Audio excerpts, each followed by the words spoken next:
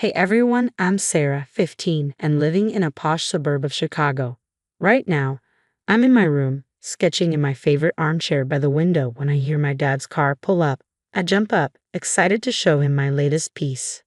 Dad, you're home early. Check this out. I call as I rush downstairs, holding up my sketch pad. My dad, James, glances over with a half smile. That's nice, sweetheart. Listen, I've got a surprise for you, he says, sounding mysterious. My heart skips a beat. Maybe he's finally letting me go to that art camp I've been begging for. But no, something else entirely is about to happen. In walks this tall, blonde woman, her smile not quite reaching her eyes. Sarah, this is Veronica. We've been seeing each other, and she's going to be staying with us for a while. I force a smile, but inside I'm freaking out. It's been just me and Dad since Mom passed away 3 years ago. We were a team. Fast forward a few weeks, and Veronica has completely taken over the house, redecorating, rearranging, and worst of all, monopolizing Dad's time. One afternoon, I'm in the kitchen with my best friend, Zoe. I swear, Zoe, it's like I don't even exist anymore. Yesterday I tried to talk to Dad about my art project, and Veronica interrupted to show him some dumb modeling photos. Zoe rolls her eyes. That sucks, Sar. Have you tried talking to your dad? I nod. Yeah, but he just says I need to give her a chance and make her feel welcome. It's like he's forgotten I live here too.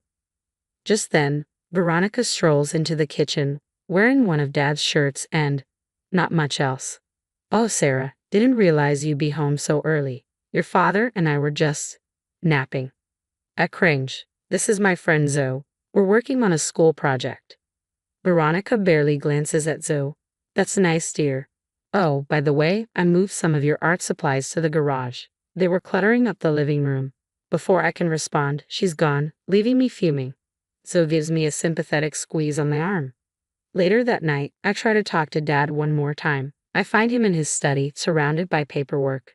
Hey, Dad, got a minute? I ask, hoping for some kind of connection. He looks up, distracted. Sure, honey. What's up? I was wondering if maybe we could have dinner together tomorrow night, just the two of us, like old times. He hesitates, and I already know what he's going to say. Oh, Sarah, I'm sorry. Veronica and I have reservations at that new French place. Maybe another time. I nod, swallowing my disappointment. As I turn to leave, he calls out, Actually, Sarah, we need to have a family meeting tomorrow after school. There's something important we need to discuss. A knot forms in my stomach. Something tells me this family meeting isn't going to be good news. The next day, I walk into the living room, my heart racing. Dad and Veronica are seated, looking way too serious for my liking. Sarah, honey, sit down. We need to talk, Dad says, his voice tense. I sit, bracing myself. We've decided it's best for you to attend Oak Ridge Academy, he says. It's an excellent boarding school upstate. My jaw drops. Boarding school? But why? I don't want to go. It's a wonderful opportunity, Sarah. Veronica chimes in, her voice dripping with fake sweetness. You'll get a top-notch education. Suddenly, a memory flashes in my mind. Last week, I overheard them talking in the kitchen. Veronica's voice echoed. James, I'm worried about Sarah. She's always around. Don't you think she's ruining our romance? Back in the present, I stand up, shaking. This was your idea, wasn't it? I point at Veronica. You want to get rid of me. Sarah, that's enough, Dad says sternly. This decision is final. I storm to my room, slamming the door behind me. Grabbing my phone, I call the only person who might help, Aunt Lisa. Aunt Lisa, please, you have to talk to Dad. He's sending me away. Oh, sweetie, she sighs. I'll try, but you know how stubborn your father can be. The next few days are a blur of pleading, bargaining, and tears, but nothing works. Before I know it, I'm standing in front of Oak Ridge Academy, a huge, imposing building that feels more like a prison than a school. This is for the best, Sarah, Dad says, not even looking me in the eye. You'll see. Veronica doesn't even bother to get out of the car as they drive away, leaving me feeling more alone than I've ever felt in my life. The first few weeks at Oak Ridge are a nightmare. Strict rules, demanding classes, and the gnawing homesickness. My roommate Emily is nice enough, but I miss my friends, my room, my art. One day, after getting chewed out by my history teacher for daydreaming, I text Dad, I hate it here. Please let me come home. His response comes hours later, You'll adjust. Give it time. I stare at my phone, fighting back tears. That's when I overhear a group of girls gossiping nearby. Did you hear about the new girl? Her dad shipped her off so he could shack up with his girlfriend. No way. That's so messed up. Yeah, I heard the girlfriend's barely older than us. My face burned with shame and anger. Is that what everyone thought? That I'd been tossed aside for Dad's midlife crisis? That night, lying in my narrow bed, listening to Emily's soft snores, I made a decision. If Dad and Veronica wanted me gone so badly, fine. I'd show them I didn't need them. I would excel at this school, make my own way, and never rely on them again.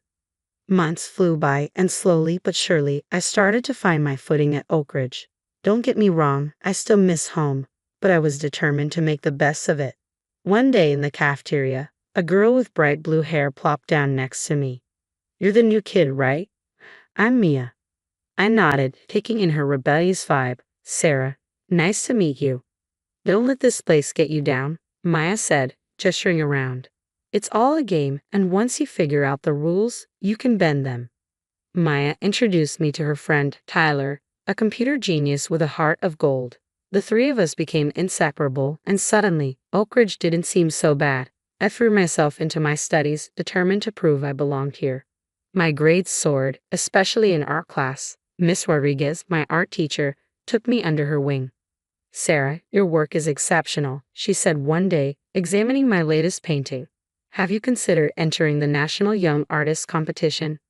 I hesitated. I don't know. It's pretty prestigious. Exactly, Miss Rodriguez smiled. And you have the talent to win it. Meanwhile, things at home were weird. Dad's calls became less frequent, and when we did talk, he seemed distracted. Veronica was always in the background, her voice a constant reminder of why I was here. One afternoon, I was heading to Miss Rodriguez's class when I overheard two staff members talking. It's the third month James Henderson has missed the tuition payment. If this continues, we'll have to discuss Sarah's enrollment status. My heart raced. Dad was having money problems. That didn't make sense. His real estate business had always been successful. I confided in Mia and Tyler. Guys, something's not right. Can you help me dig into this? Tyler cracked his knuckles. Leave it to me. If there's dirt to be found, I'll find it. For weeks, we pored over public records and financial reports. Tyler's computer skills were a godsend, helping us navigate the complex world of business finances. Sarah, look at this, Tyler said one night, pointing at his laptop screen. These numbers don't add up. There are inconsistencies in your dad's business reports. Maya leaned in. Yeah, and look at these purchases. Designer clothes, fancy restaurants, spa treatments. Is your dad suddenly into self-care? I felt sick. That has to be Veronica. She's bleeding him dry. Despite the drama unfolding back home, I channeled my emotions into my art. Miss Rodriguez pushed me harder than ever, helping me prepare for the National Young Artists Competition. The night before the submission deadline, I put the finishing touches on my piece, a haunting portrait that captured the pain of betrayal and the strength found in independence. Weeks later, Miss Rodriguez burst into the art room, waving an envelope. Sarah, you did it. You won first place in the National Young Artists Competition. The room erupted in cheers as my classmates congratulated me. My phone buzzed with a news alert, and I froze when I saw the headline. Unknown teen prodigy wins National Art Competition. Judges stunned. Spring break finally rolled around, and I headed home, my heart a mix of excitement and dread. As the cab pulled up to our house, I knew something was off. The lawn was overgrown, and Dad's car looked like it hadn't been washed in months. Inside, the house was a mess. Takeout containers littered the kitchen, and a layer of dust coated everything. Dad emerged from his study, looking haggard and older than I remembered. Sarah, I didn't expect you to come home for break. I dropped my bag, surprised. What's going on here, Dad? He ran a hand through his thinning hair. It's nothing. Just been busy with work. How's school?